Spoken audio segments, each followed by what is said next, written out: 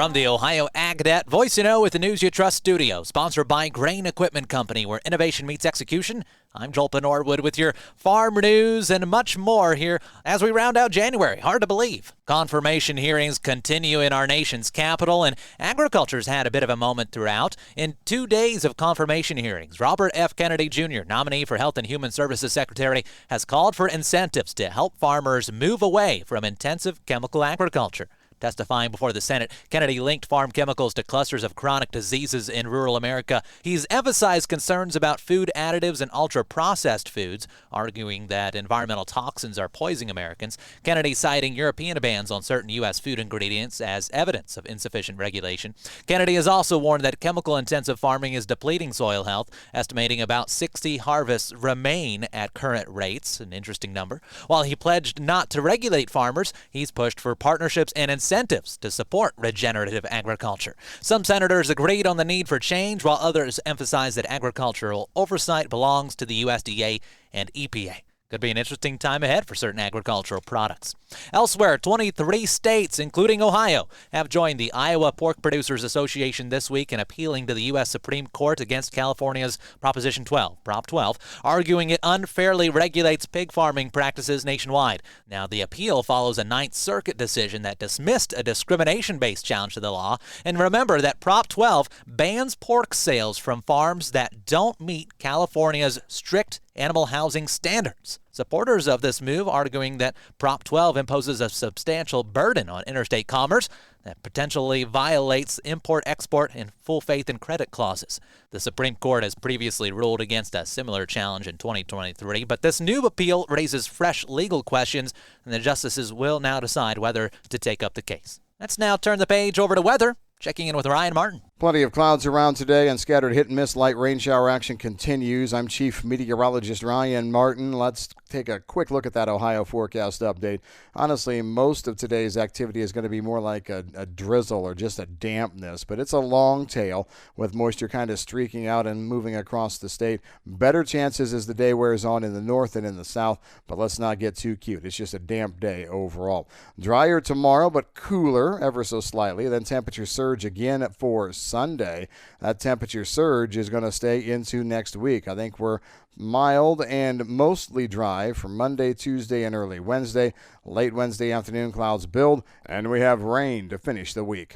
I'm Chief Meteorologist Ryan Martin. Thanks, Ryan. Weather brought to you by Seed Consultants. Simply better performance. Online at seedconsultants.com. Hey, don't forget to tune in next Tuesday as we'll be getting an update from Ohio Corn and Wheat Growers Association.